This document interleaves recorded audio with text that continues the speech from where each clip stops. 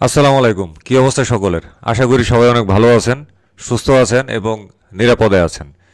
ইয়ামাহার high সিসির motorcycle এবং বাংলাদেশ নিয়ে আজকের এই ভিডিওতে প্রবেশ করেছি। চলেন আমরা আমাদের মেইন কথাবার্তা শুরু করে দেই। অনেক কথা হবে, তথ্যের আদান প্রদান হবে, মজা হবে, সবই হবে। চলেন শুরু করে দেই। ভিডিওর টাইটেল এবং থাম্বনেলে কি লিখছি? তারা চাপে, হাই সিসির বাটে। আসলে কি বাংলাদেশে বর্তমানে ইয়ামাহা বাংলাদেশ হাই সিসির বাটে পড়ে আছে না কি, সেগুলোই কিন্তু আমরা এক্সপ্লেনেশন করব। তো দেখেন, বাংলাদেশের মোটরসাইকেল প্রেমীরা যখন অ্যাগ্রেসিভ প্রাইসে, অ্যাগ্রেসিভ গতি ও অ্যাগ্রেসিভ লুকের 165 সিসির উপরে 375 সিসি পর্যন্ত মোটরসাইকেলের উদ্বোধন দেখতে দেখতে সেগুলোকে আপন করে পেতে অ্যাগ্রেসিভ হয়ে উঠেছে, তখন ইয়ামাহার মতন প্রভাবশালী ব্র্যান্ড একেবারে কোণঠাসা অবস্থায় বাটে পড়ে আছে। একেবারে যেন হাই সিসির চাপে ইয়ামাহা একেবারে বাটে। 2023 সালের নভেম্বরে বাজাজ পালসার N250 মোটরসাইকেলটি উদ্বোধন করার মধ্য দিয়ে বাংলাদেশের বাজারে 165 সিসির উপরের মোটরসাইকেল বাংলাদেশের বাজারে প্রবেশ করতে শুরু করে। তখন থেকে 2024 সালের আজকে 6 ডিসেম্বর বিকাল পর্যন্ত ইয়ামাহার বেশি সিসির মোটরসাইকেল বাংলাদেশে বাজারে ছাড়তে পারে নাই। তবে না ছাড়তে পারলেও যখন বিভিন্ন কোম্পানি 165 সিসির উপরে 375 সিসি পর্যন্ত মোটরসাইকেল উদ্বোধন করে, তখন জাতীয় ছারপোকা বংশবিস্তার কমিটি ওইসব মোটরসাইকেলের এবং ওইসব কোম্পানির চরিত্র পোস্টমর্টেম শুরু করে দেয় ভয়ঙ্কর বিকৃতভাবে।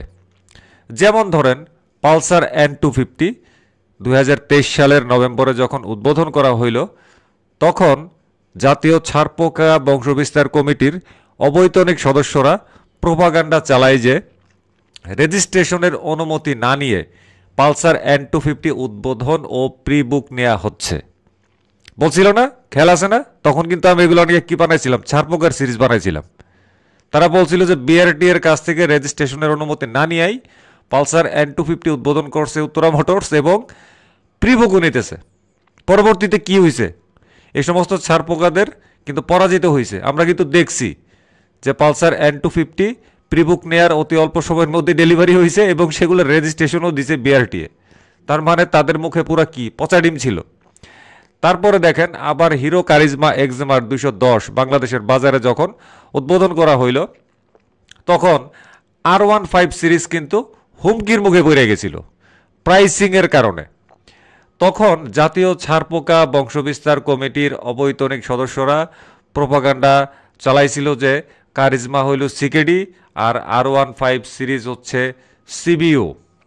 এই প্রোপাগান্ডার মাধ্যমে তারা সাধারণ মানুষকে বোঝাতে চেয়েছিল 210 সিসির সিকেডি কারিজমা থেকে 150 সিসির সিবিইউ R15 সেরা। যদিও বর্তমানে কারিজমার মার্কেট অন্য উচ্চ সিসির মোটরসাইকেলের চাইতে নিম্নমুখী, এটা ভিন্ন প্রসঙ্গ। আমি বলছি, যখন কোনো কোম্পানি 165 সিসির উপরের মোটরসাইকেল দেশের বাজারে মুক্তিদান করে, অর্থাৎ বাজারে ছাড়ে, তখন জাতীয় ছারপোকা বংশবিস্তার কমিটির অবৈতনিক সদস্যরা যেসব প্রোপাগান্ডা চালায় সেসবের কথা। আবার প্রোপাগান্ডা দেখা গেল যখন রয়্যাল এনফিল্ড 4টা মডেল উদ্বোধন করা হয় বাংলাদেশের বাজারে এবং অ্যাগ্রেসিভ প্রাইসে। আমরা এটা নিয়ে কিন্তু যথেষ্ট বাহবাহ দিছি রয়্যাল এনফিল্ড কর্তৃপক্ষকে। এই সময়ে নতুন সুরে জাতীয় ছারপোকা বংশবিস্তার কমিটির অবৈতনিক সদস্যরা R15 দিয়ে যুদ্ধ লাগিয়ে দিছিল রয়্যাল এনফিল্ডের সাথে। কি মুশকিল রে ভাই! মানে 350 সিসির ক্লাসিক, আরেকটা আছে ক্রুজার, এগুলার সাথে 150 সিসির স্পোর্টস মোটরসাইকেলের যুদ্ধ। এটাও বলতে থাকে যে রয়্যাল এনফিল্ড এখন আর ইউনাইটেড কিংডমের না, এটা হচ্ছে ইন্ডিয়ার। প্রচুর লোহাযুক্ত রয়্যাল এনফিল্ড থেকে নাকি জাপানি ব্র্যান্ডের প্লাস্টিকও ভালো। কারা বলছিল এই কথাগুলা? মনে করাই দিলাম, জাতীয় ছারপোকা বংশবিস্তার কমিটির অবৈতনিক সদস্যরা। হন্ডা হরনেট 180 বাজারে ছাড়ার মৌসুমে 150 সিসির এফজেডএস ভার্সন 4 উদ্বোধন করা হয় বাংলাদেশে। এই সময় জাতীয় ছারপোকা বংশবিস্তার কমিটির অবৈতনিক সদস্যরাও কিন্তু কি করছে, তাদের রুটিন ওয়ার্কে ঝাঁপায়ে পড়ছে। ধীরগতির 150 সিসির এফজেডএস ভার্সন 4 দিয়ে তারা মুখে মুখে বেশি গতির 180 সিসির হন্ডা হরনেটকে পরাজিত করার আখেরি লড়াইয়ে নেমেছিল।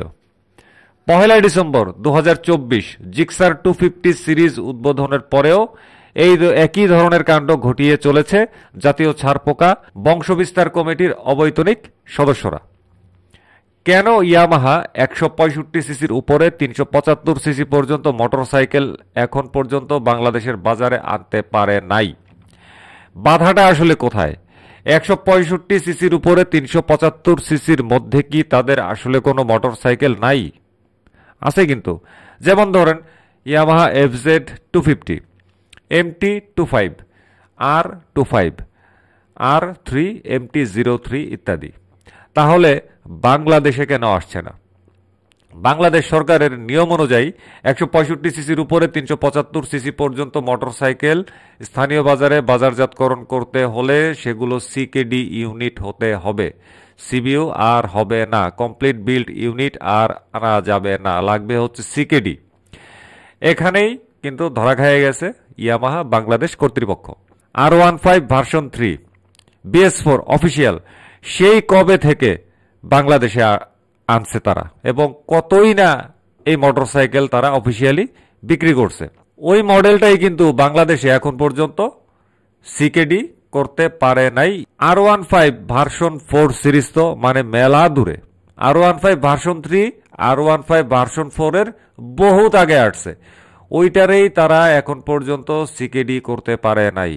তাইলে R15 ভার্সন 4 একেবারে পৃথিবীর মানচিত্রের বাইরে যে এইটারে সিকেডি করবে। জানলে আরো অবাক হবেন, খুব সম্ভবত 2017 সালে বাংলাদেশে ছাড়া হয়েছিল ইয়ামাহা ফেজার ভার্সন 2 FI। ওইটারে পর্যন্ত এখন পর্যন্ত ইয়ামাহা সিকেডি করতে পারে নাই। এখনো ফেজার ভার্সন 2 FI সিবিইউ আকারে বাংলাদেশে আসছে এবং বিক্রি হচ্ছে। এই কথাগুলো আসলে কেন বলতেছি? বলার কারণ হচ্ছে এত পুরানা মডেল এবং জনপ্রিয় মডেল যেখানে বাংলাদেশে সিকেডি করতে পারে নাই ইয়ামাহা কর্তৃপক্ষ, সেখানে বিপুল অঙ্কের টাকা বিনিয়োগ করে 165 সিসির উপরে 375 সিসি পর্যন্ত মোটরসাইকেল বাংলাদেশে সিকেডি করে ইয়ামাহা বাংলাদেশ বিক্রি করবে, এইটা বিশ্বাস করা আমার কাছে অনেক অনেক কষ্টের। প্রসঙ্গক্রমে বলি ভারতের কথা। সেখানে MT25 এবং R25 এই আজকের ডিসেম্বর 2024-এর 6 তারিখ পর্যন্ত কিন্তু উদ্বোধন করা হয় নাই। R3 এবং MT03 এখনও সিবিইউ ইউনিট বিক্রি হচ্ছে।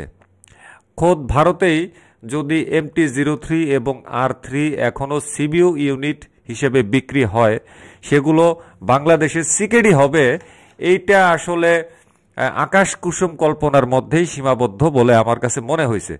যদি এমন হতো ভারতের ইয়ামাহার কারখানার চেয়ে বাংলাদেশের ইয়ামাহার কারখানার সক্ষমতা অনেক বেশি, তাহলে আমাদের স্বপ্নটা অবশ্যই অনেক হালাল হইতো। অন্যদিকে MT25 এবং R25 ভারতে কিন্তু এখন পর্যন্ত উদ্বোধনই হয় নাই। সেখানে ভারতকে ডিঙিয়ে বাংলাদেশে সেগুলো সিকেডি করে বাজারে ছাড়া একেবারেই অসম্ভব। কেন আসলে আমি এত ভারত করতেছি? অন্য দেশের কথা আসলে কেন বলতেছি না, কারণ হচ্ছে ভারতস্থ ইয়ামাহার কোম্পানির সবুজ সংকেত ছাড়া বাংলাদেশ ইয়ামাহার পক্ষে এগিয়ে চলা অসম্ভব বলা চলে। সাম্প্রতিক সময়ে বাংলাদেশস্থ ইয়ামাহার একজন পদস্থ কর্মকর্তার একটি ভিডিও ফেসবুকে বেশ প্রচার হয়েছে। সেখানে শোনা গেছে 2025 সালের মধ্যে বাংলাদেশে দেখা যাবে ইয়ামাহার বেশি সিসির মোটরসাইকেল। কারো কাছে শুনতেছি 2025 সালের মার্চের মধ্যে, কারো কাছে শুনতেছি মে জুন মাসের মধ্যে, বাকিটা সময় বলে দিবে।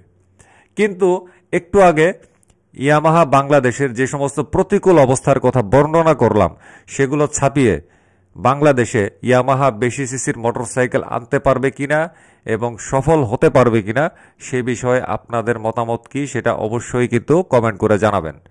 আমি চাই তারা আনতে পারুক, তারা সফল হোক। ইয়ামাহার মতন প্রভাবশালী ব্র্যান্ডের বেশি সিসির মোটরসাইকেল বাংলাদেশে থাকবে না, এটা আসলে কেমন করে হয়? তারা হাই সিসির বাটে কোণঠাসা হয়ে থাকুক, সেইটা আমি কোনোভাবেই চাই না। ওদিকে অন্য কোম্পানির বেশি সিসির মোটরসাইকেল উদ্বোধনের পর জাতীয় ছারপোকা বংশবিস্তার কমিটির অবৈতনিক সদস্যরা যুদ্ধ শুরু করে। সেই জাতীয় ছারপোকা বংশবিস্তার কমিটির অবৈতনিক সদস্যদের সম্পর্কে আপনাদের মতামত কি সেটা অবশ্যই কমেন্ট করে জানাবেন। চারপাশ থেকে অন্য কোম্পানির হাই সিসির মোটর সাইকেলের চাপে ও বাটে পড়ে তারা যেভাবে ছটফট করে কাতরায়, এটা দেখলে বা শুনলে সত্যিই আমার কিন্তু অনেক অনেক মায়া লাগে। সমালোচনা করব, সবই করব, তবে আগে বেশি সিসির মোটরসাইকেলগুলা আমাদের দেশের বাজারে যখন উদ্বোধন করা হয় তখন সেগুলাকে স্বাগত জানাইতে হবে। কেননা আমরা অনেক লড়াই সংগ্রামের পরে বাংলাদেশে 165 সিসির উপরে 375 সিসি পর্যন্ত মোটরসাইকেল বৈধভাবে কেনার সুযোগ পাইছি এবং বৈধভাবে বাংলাদেশের রাস্তায় চলাচলের সুযোগ পাইছি। এতটুকুই ছিল আজকের কথাবার্তা। বিদায় নিলাম। আল্লাহ হাফেজ। আসসালামু আলাইকুম।